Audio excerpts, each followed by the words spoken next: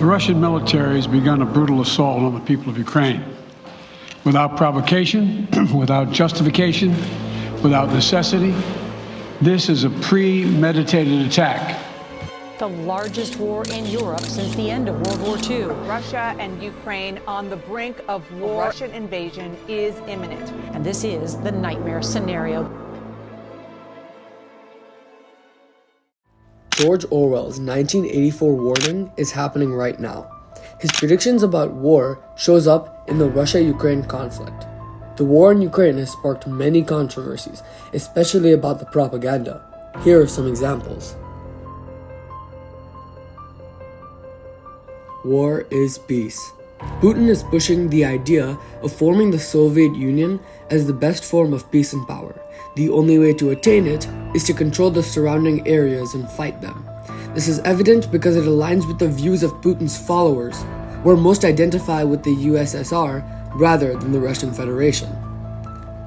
These charts from ox.ac.uk show the support of the USSR as of 2021 and 2018 during the Putin regime. Also, the Russian government has used propaganda, calling the attack on Ukraine peacemaking, according to iestork.org. The same idea of war is peace is presented in the novel, where the party can control the people by using surplus goods in the war. This develops a scarcity of supplies that the people rely on, giving the party control. Putin is doing this, but he uses the idea of power and control. Propaganda towards the war also comes from the Ukrainian perspective. Pravda.org noted how President Vladimir Zelensky said, quote, "The restoration of the Soviet Union. This is his, Putin's, life goal. This cannot be achieved diplomatically, so he tries all kinds of blackmail, using energy as a weapon, etc." End quote. Zelensky uses Putin's potential plan and the horrific drawbacks of it as fuel for hatred towards the Russian president from Ukraine and other countries around the world. The hate rose to its climax, and then the sheep face melted into the figure of a Eurasian soldier. Russian media often tells stories of how great the Russian soldiers are and what they do. Daria Molchova of Colorado EDU, a Russian citizen, said, quote, "They have this whole section in the news every day showing how some brave Russian soldier saved a family or children or a dog and her puppies. So it's always some emotional story of some soldier savior," end quote. Similarly, in the book, there are 2 minutes of hate every day in which images of enemies are shown on screen. In this particular quote, the person is a Eurasian soldier that people see harming Oshina's fellow comrades. This perpetuates hate against the enemy. The real-life occurrence relates to the book by showing the horrible implications of the enemy in relation to the kindness of their own military. Another perspective on the 2 minutes of hate and Russia is when Russian media shows anti-West propaganda. For example, the Global Affairs of Canada noted how Russia is spreading false claims that add to their support and diminish the support of NATO allies. They claim that NATO is fighting a proxy war, a war in which countries fight by administering weapons and support to the real opponent, with Russia via Ukraine, while in reality, NATO and its allies are only helping Ukraine because they asked for help, and they need help to diminish the power of Putin. This evidence is from 2012, around the time of the annexation of Crimea, when they started fighting for the first time. However, this anti-West propaganda is still applicable. Don't you see that the whole aim of Newspeak is to narrow the range of thought? In the end, we shall make thought crime literally impossible because there will be no words in which to express it. Putin and the Russian government refuse to call the war on Ukraine a war, rather a special operation. They state the special operation is for the liberation of Ukrainians suffering under the yoke of Nazi usurpers. Multiple sources like iestork and foreignpolicy.com report that the government is calling the war a special operation. In the novel, the 11th edition of the Newspeak Dictionary aims to reduce the words capable of expressing negativity towards the party and Big Brother. They remove negative words. The novel applies to the current situation because Russia attempts to reduce the critiques from its citizens. For example, Russia is punishing the people for their version of thought crime. The Orwellian concept of thought crime is referred to as an instance of unorthodox or controversial thinking, considering as a criminal offense or as socially unacceptable, according to Oxford Languages. People in the novel were punished for thought crime, and similar situations are manifesting in Russia.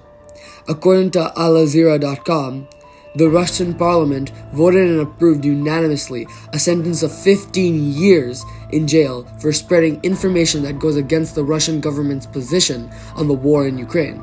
This, in fact, proves that the Russian government does not tolerate any critical stance against them or their special operation on Ukraine, and they're willing to stifle opinions and threaten jail time for going against their government or its actions. They're shutting down Russian media and are only allowing one view, the government's, to pass through the citizens' eyes, supporting only their own side.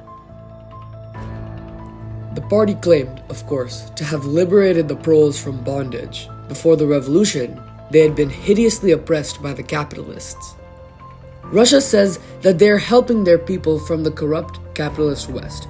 I.e. Stork says that the Russian propaganda is depicting the democracies of the West struggling and going through a crisis, violating human rights. Propaganda is showing violent processions and police brutality, focusing only on the negative light. They have incorrectly stated the number of casualties as well. They reported that 5,937 Russian deaths occurred as of 7 months into the invasion, but other NATO and Western sources suggest upwards of 20,000 casualties have occurred. In the book, there are frequent references where the party claims how London had been oppressed and they liberated the people, which is an exact correlation with the Russian situation. Putin propagates Russians saving Ukrainians by integrating Ukrainian children in Russian society. Putin is wanted in 123 countries on account of the unlawful deportation of children. According to icc.cpi.int, the ICC, or International Criminal Court, issued an official arrest warrant for Mr. Vladimir Vladimirovich Putin and Ms. Maria Alexeyevna Lvova-Belova on March 17, 2023, for the unlawful deportation of children that goes against the international legislation. Nathaniel Raymond and Alexandra Matavichuk from CBC.ca explained how the goal of the Russian government is to liquidate Ukrainians as a nation. Raymond found sources of at least 43 Russian integration camps in which children are being indoctrinated to pro-Russian views. Matavichuk stated that Russian officials publicly and proudly said that we educate Ukrainian children, that Putin is a great leader, that Russia is their own country and they are Russians. This exact idea is in the novel. The party convinces its citizens that they are the saviors, when in reality, they are the oppressors.